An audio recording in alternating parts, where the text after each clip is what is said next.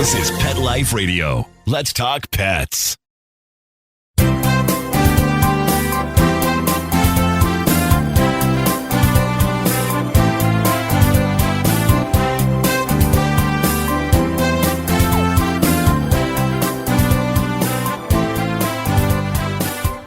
And welcome. You're live with Dr. Jeff Werber, your host here for the next 30 minutes on Pet Life Radio's Ask the Vets with Dr. Jeff. We're here for you. We're here for your pets. So if you have anything you want to talk about, anything you need to know, any help you may need with a case that your pet's going through right now, now is the time. Advice, it's free. Log on to us here. Join us here at Pet Life Radio. That's PetLifeRadio.com. Click on shows. Go to Ask the Vets with Dr. Jeff, and you can log in. There's a Zoom link there waiting just for you to click on and join me here live on the show. If you are old-fashioned, if you don't have a computer, if you're not sitting in front of one, and you want to call in, 877-385-8882. Once again, 877-385-8882. And again, we are simulcasting. I'm here with my Instagram Live and you here at Pet Life Radio. So if you see me looking away, I'm not looking away from you or you. I'm just looking at the other audience. So I'm not ignoring you by any chance. One thing that, because the scroll on the Instagram comes up so fast, I don't always see your questions. So you can always get a hold of me at drjeff@drjeff.com, drjeff@petliferadio.com for those of you on Pet Life Radio. And I will get the mail and answer you. But we also are taping this. So I'll be able to go through it and look at some of the comments, look at some of the questions, and we can get back to you as well. So as you know, I like to peruse the news. And I was stories that kind of catch my eye. A couple of them, interestingly, I always come up with ideas, that things I want to talk about kind of above and beyond. And two of these, literally back to back, were things I wanted to discuss anyway at the second part of the show. So I'm going to run through these and maybe try to get one maybe early in the show. That would be great as well. Anyway, a study says dogs don't need to be shown who's the boss. It turns out that dogs continually exhibit sort of dominant and submissive behavior amongst themselves. Right now, my daughter and her family and her husband and kids are out of town. So we have her 5-month-old golden doodle named Quinn. He's supposed to be a mini. Already at 45 pounds, he's not a mini, but he is awfully cute. And he's got these green eyes. He's so adorable. He gets along with my 5 dogs amazingly well. He's such a cuddle bug and bag. But, one of the things I'm watching him, he's not sexually mature yet he's trying to hump the other dogs. And when we have a friend who walks the dogs, she'll take them all. And even when she takes Quinn by himself, every time he sees another dog, he wants to mount it. And I'm saying that's just normal social behavior. They're all testing each other. They want to know who's the boss. And that's exactly what it is. It's not like abnormal. So I'm not worried about it. And it's not like we have to neuter him tomorrow, because I'm not going to neuter him tomorrow. We're going to neuter him, but not a lot of studies now, especially now that he's larger. And obviously with golden retriever in him, genetically, regardless of his size, he is prone to certain cancers that these dogs are prone to. And therefore, we're going to hold off a bit on neutering. Anyway, it seems like they don't compete with people in their homes for dominance. So now they may not recognize humans as dominant in general, but they just seem to fit in. It's almost like they know their place. And if they misbehave when they're young, it's very easy to get them out of it. But one thing that behavior experts say is that they are rejecting theories that are based on domination and harsh techniques. They find that actually that when you're trying to use force or aggressive techniques to stop that behavior, if it even becomes a problem, actually causes more fear and aggression. So obviously you don't want that. So just if you have a dog that's a lot of problems, is not neutered yet, is old enough to be neutered, I would recommend neutering, which I do anyway. And you might want to do a consult with your veterinarian or with a animal behavior specialist. But there are actually veterinarians now that do a residency in behavior. And so it's kind of like they're veterinarians first and then psychologists second.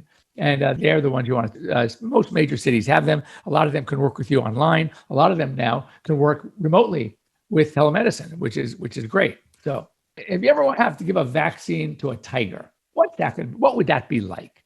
And it's so interesting.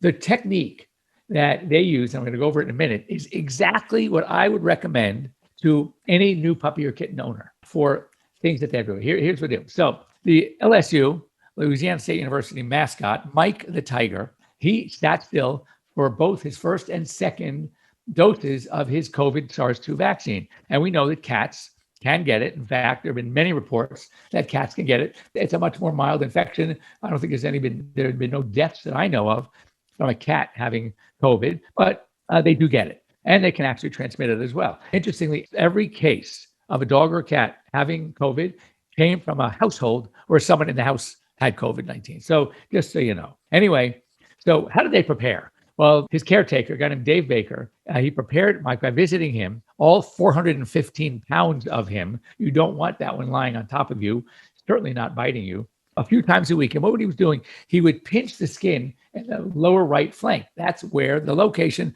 where the shot is given.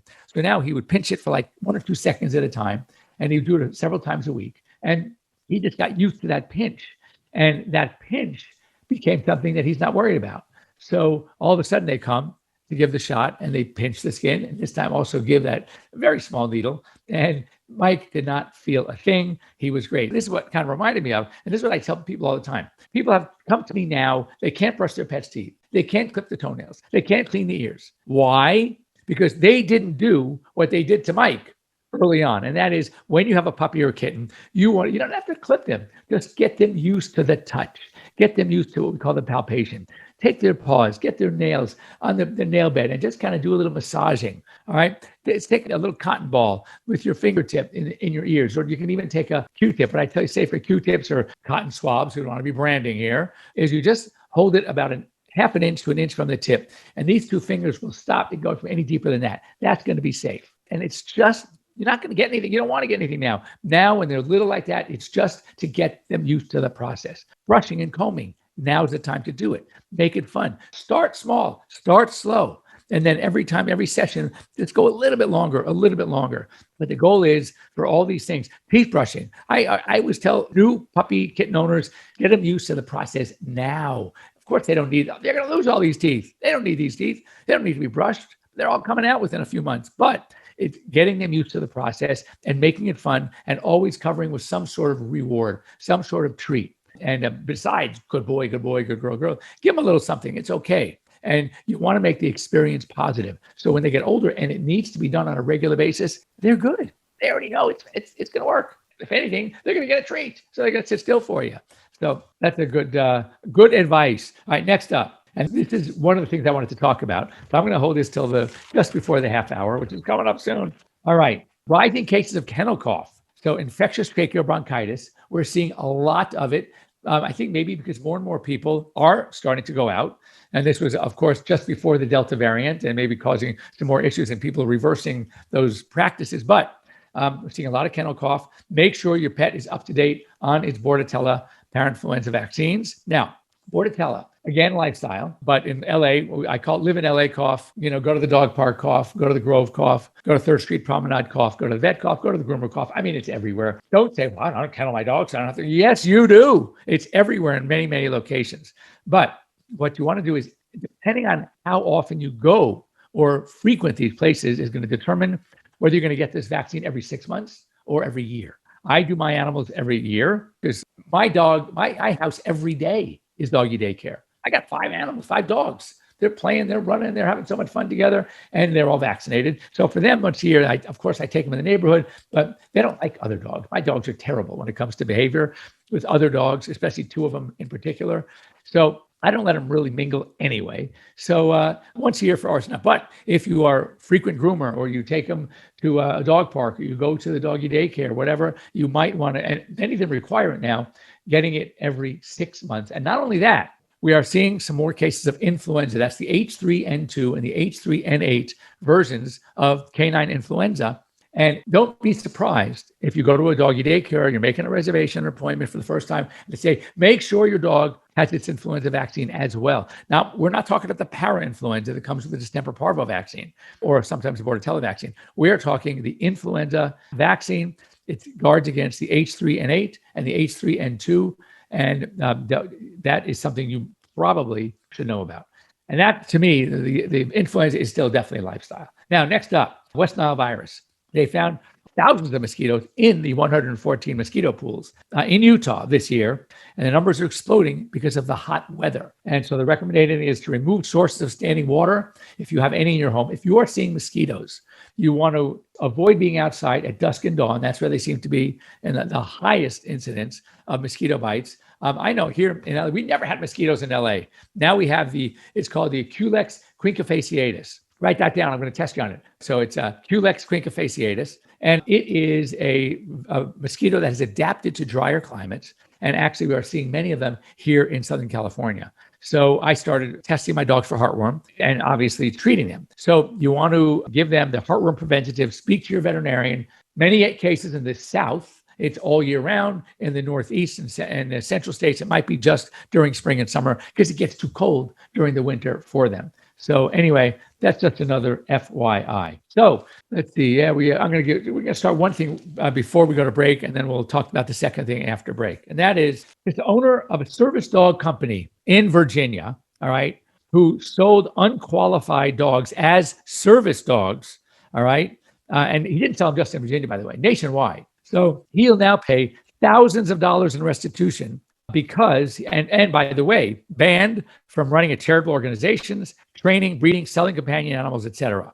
And that is because these dogs were not qualified. And now with service dogs, as opposed to emotional support dogs, if you go on a plane and you have a certificate for a quote unquote service dog and they let you on, but your dog is going to be in trouble. So, I mean, because of what happened to emotional support dogs, there were so many that had some issues, and therefore they stopped emotional support dogs. There were just too many people. You were able to go online and spend $200 and get some psychologists to talk to you for 2 minutes, and now, you need no support dog, and you got your certification, and you can buy your vest, and you can bet your card, and the practice was being abused. And now what happens? Everybody suffers, even those that really needed it. Can't do it. Now it's service animals. So this guy was selling service animals or service animal certifications, and they were not service animals. And anyway, so really what it comes down to, and it's reminded me of how many dogs I'm seeing, how many puppies. And again, it was tough to get animals during COVID. People were going online. They were going to Craigslist. They were going to these online breeders.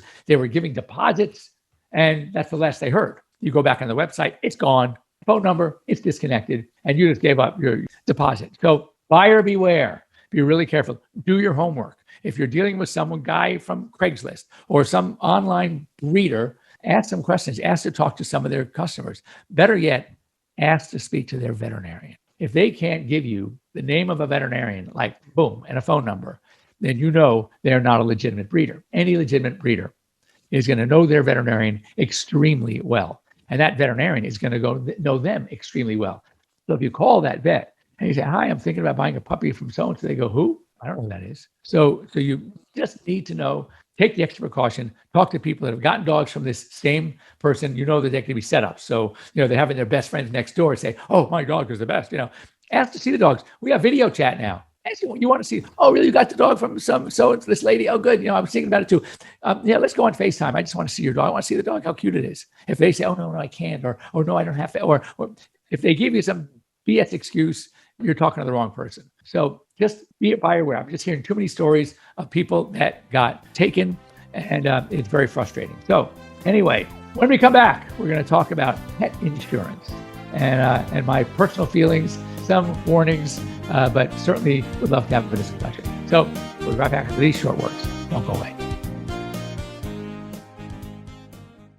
So, I'm always perusing what's going on in the pet world, and I attend all the pet conferences. I came across a company I really like called Carlson Pet Products. It's family owned, very affordable stuff, and they specialize in creating pet safety products to keep your pets, happily protected from the puppy stage all the way through their senior years. And they have tons of products. They have pet pens and folded elevated pet beds. They have crates, pet gates, etc. And I love their portable pen. First of all, they're very lightweight. You can fold them up. They have a little carry bag for storing. So they're really so convenient for you to use. You can use them for at home. You can use for traveling, or let's say you're just heading someplace down the street and you want to keep them protected. I think it's great. So the pet pens come in two sizes. You have a 6-panel and an 8-panel. And so basically you get ample room to explore, and you can add also an attachable canopy. So it creates like a shaded area to protect them from the sun. So for more information, you can visit them at carlsonpetproducts.com. You'll get 25% off your order plus free shipping if you use the promo code PETLIFE. That's PETLIFE. You're going to love them. For those fortunate to have experienced the deep bond and unconditional love of a companion animal, the death that follows can be one of the most difficult and misunderstood losses to go through. Many times, this devastating loss goes unrecognized and trivialized by family and friends, leaving grieving pet parents struggling to find healthy ways to cope with the loss. In And I Love You Still, a thoughtful guide and remembrance journal for healing the loss of a pet, Dr. Julianne Corbin calls attention to the difficulties unique to the loss of a beloved pet and provides an interactive and compassionate guide to help you process your loss and work towards coming to a place of peace and healing. For those interested in journal therapy and looking for a professionally written and compassionate resource to help understand and reconcile the grief associated with the loss of your pet, this book is for you. And I Love You Still, a thoughtful guide and remembrance journal by Julianne Corbin, is now available for purchase on Amazon and other major book retailers. Let's talk pets Let's talk pets on Pet Life Radio. Pet Life Radio. PetLifeRadio.com.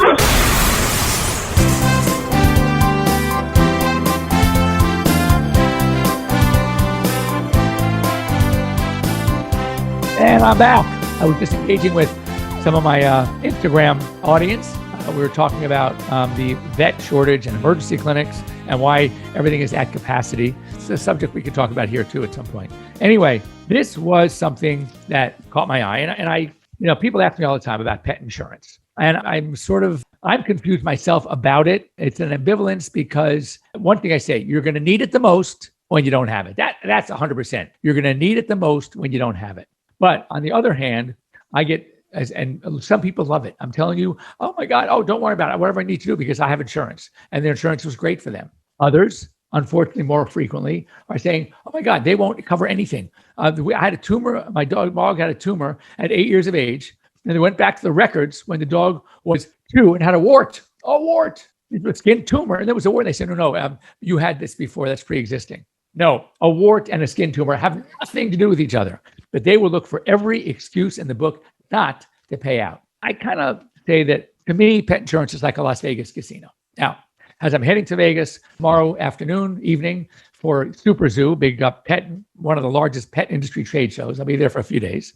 And I always say that you walk into a casino in Vegas, the opulence, the staff, the lighting, everything, right? Now, who do you think is winning more often than not? The house or the guest? Of course, the house. Clearly the house. Now, you might have had a great weekend in Vegas once. I had some good times in Vegas once, just only once. But it does happen, and it can happen. And those are the ones that, you go home saying, this was fantastic. Those are the ones who say to me, the insurance is great because they paid out my $8,000 claim. And I want to say, you're the lucky one because most times they're rejecting the claims. So now they know, insurance companies know exactly what you are going to spend with your 6-year-old so-and-so breed dog in the lifetime of that pet, or if you get it as a puppy. So they don't think that they're going to collect in premiums less than what the average is for you to spend. That's not going to happen. Look at this statistic. Only 2% of pet parents in the US have pet insurance. Yet there are new insurance companies popping up all the time. And even like nationwide, the human insurance companies are getting into the pet arena. Do you think they'd be so eager to get in the pet arena if they were all losing money? Of course not. Making money. They're making tons of money. So it is frustrating because some people, and when you had it and it worked for you, bless you, you're lucky. But for many, many, many, I'm afraid to say most, but I'm just going to say many, many, it doesn't work that way. I'm writing things. I'm having to write letters to the insurance company that thing that happened 6 years ago had nothing to do with this. They're not related. I always say? I say, you know what? I want to talk to your veterinarian. I want you to listen in on the conversation I'm going to have with your veterinarian, and you're going to see that this is not related. This is something that should be covered. Anyway, it's so frustrating. So anyway, is there an alternative? Yes, there is an alternative, and that is self-insure. Now, you're going to spend X amount of dollars, anywhere from $50 to $100, even more dollars per month for your policy, whatever you decide to get. And by the way, I'm not a fan of wellness plans. Wellness plans definitely get you. Trust me, you're going to spend more on the premium than you ultimately will on the wellness. But do your homework. Talk to your veterinarian. Don't listen just to me. So what happens is you take that same $100 and you set up an account in Bowser's name, auto deposit. You have no choice whatsoever. And put it into an account with, if you have a stockbroker or the stockbroker, create an account. If you want to seed it to make it a little worthwhile, start with $1,000. All right. And then you put that same $100 a month in automatically and let it grow. All right. Don't use it for wellness. Don't use it for routine. Okay. But when you have, heaven forbid, that car accident or that cancer or that major surgery for a broken bone, whatever it is, okay, now you have the money. But here's the bottom line. You've been paying premiums into the insurance company for years and years, and they have your money, and they're playing with your money, by the way. They're using your money to make more money because you don't need it every day. They're playing with your money. Now, so what happens is, at the end of the term, whatever that term is, obviously they're banking on it, there being plenty left over. And when there is, who does it belong to? Them, not you. But if you are disciplined, you put that money away in your own account just for your pets, that same amount of money. And then at the end of the term, if you didn't use it all, who does it belong to? It's yours. So it's called self-insuring. You got to be disciplined to do it. And that might be, something to think about if you have had a bad experience with insurance companies before. And other things is really check into the insurance companies. Find out what they say when they say pre-existing. For how long? Is there a waiting period before the same problem can happen again and it's going to be a new problem? That is where it's all the technicalities. If you can find a company that is going to be working with you, there are pre-existing, there are congenital defects. Here's another one, congenital defects. Well, there are a lot of things that can happen in our young dogs that they can say are congenital. Some are, some aren't. Now, for example, cruciate ligament injury. So what they do is most of the insurance companies now, which is fair, they will cover the first one as an injury. But as we know, 75% of dogs that tear a cruciate are going to tear the other side. Now, that means it's probably one of those, congenital underlying reason ones, in which case the insurance company will not cover the second. And they make it very clear. So that's fair. So there are a lot of companies out there. There are some good ones. There are some that will have, waiting periods. Oh, people say this all to me all the time. Oh, I want to get an insurance company because my dog needs that surgery. I said, no, you can't do that. There's like a 3-month or a 6-month waiting period. They know that if you're getting pet insurance just because, and then I'm going to, a week later, submit a claim for a big surgery. No.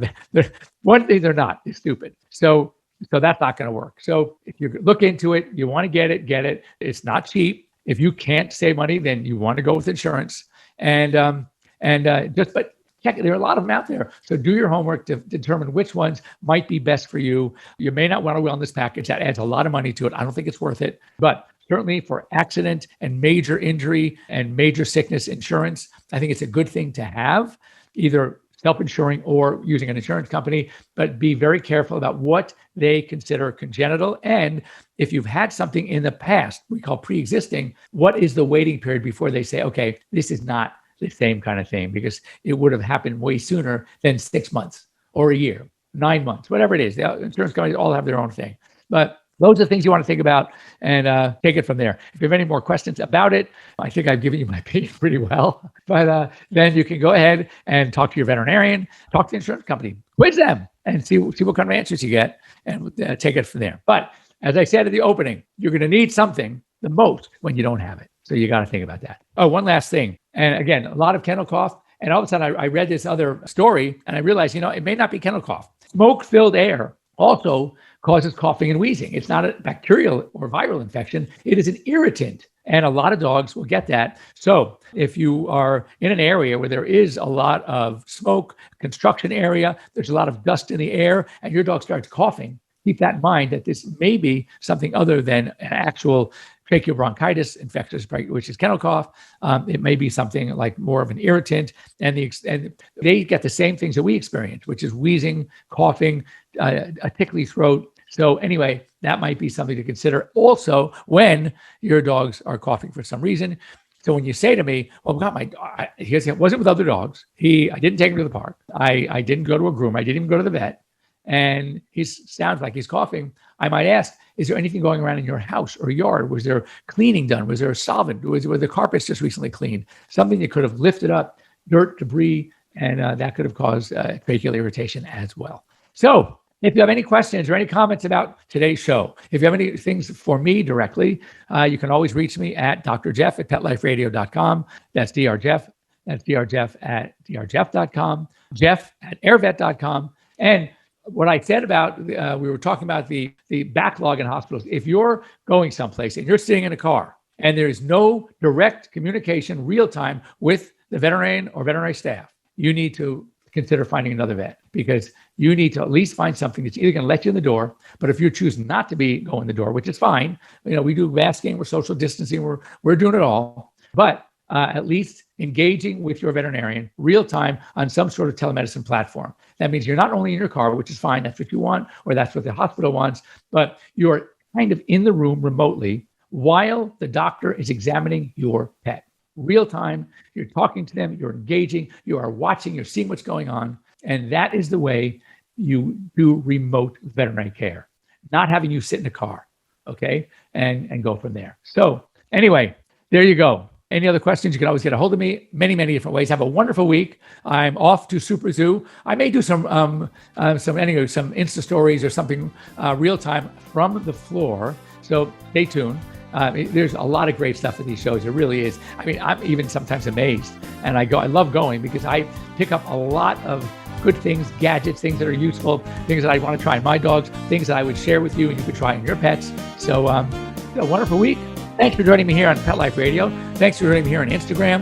And we'll be here same time next week, same back channel, PetLifeRadio.com. Let's Talk Pets, every week on demand, only on PetLifeRadio.com.